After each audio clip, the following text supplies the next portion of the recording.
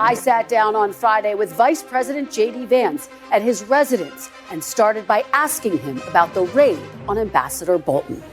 We're in the very early stages of an ongoing investigation into John Bolton. I will say we're going to let that investigation proceed. What I can tell you is that unlike the Biden DOJ and the Biden FBI, our law enforcement agencies are going to be driven by law and not by politics. And so if we think that Ambassador Bolton has committed a crime, of course, eventually prosecutions will come. But as you know, Kristen, this is all part of gathering evidence, trying to understand something that we're worried about. And of course, I'll let the FBI comment on the next stage of the investigation. And you know, a lot of people have already looked at this and said, this looks a lot like retribution. Is this retribution? Well, who has said it looks a lot like retribution, Kristen? A lot of people who tried to throw Donald Trump in prison for completely fake charges that were later thrown out by multiple different courts. What?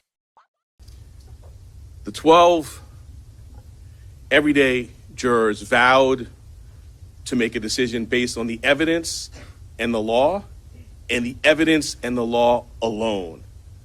Their deliberations led them to a unanimous conclusion beyond a reasonable doubt that the defendant, Donald J. Trump, is guilty of 34 counts of falsifying business records in the first degree to conceal a scheme to corrupt the 2016 election. In the meantime, former President Donald Trump is liable for sexually assaulting writer E. Jean Carroll and defaming her by calling her a liar. That is the verdict from a civil jury in Manhattan after just 3 hours of deliberations, and Trump must pay her $5 million in damages. A jury just hit Donald Trump with this record-breaking penalty for lying about a sexual assault accuser. Defendant Trump ordered to pay $83 million to the writer E. Jean Carroll. She is the victorious plaintiff in this case. And right here you can see as she first walked out of court with her lawyers today. Now, we can tell you the jury deliberated for just under 3 hours. That is fast. And they dealt Trump a huge loss with sets records and shows a very costly miscalculation that he, an ongoing defendant, made by, according to the court system, lying and defaming her again after a previous court victory.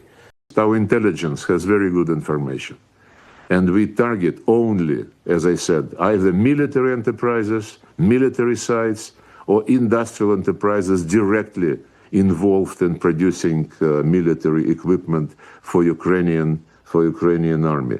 What? Mr. Foreign Minister? Here are the facts. Close to 50,000 civilians have either been killed or injured in this war. Russia has hit maternity wards, churches, schools, hospitals, a kindergarten just this past week. So either the Russian military has terrible aim or you are targeting civilians. Which is it?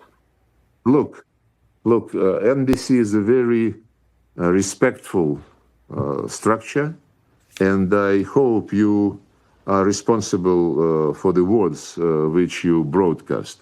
I ask you to send us or to publicize the information to which you just referred, because we never targeted the civilian targets of the kind you cited. You might be mixing, the information, because it is a fact that quite a number of churches were purposefully hit by the Ukrainian regime. Quite a number of just civilian settlements. But what about your actions? What about your actions, Mr. Foreign Minister? Look, we're going by circles. I told you already what we mentioned repeatedly, that we never target civilian sites. In Ukraine Monday, Russian forces firing off several missile strikes.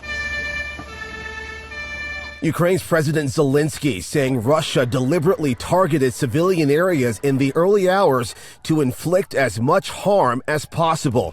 From Dnipro in the southeast to this playground in Ukraine's capital city.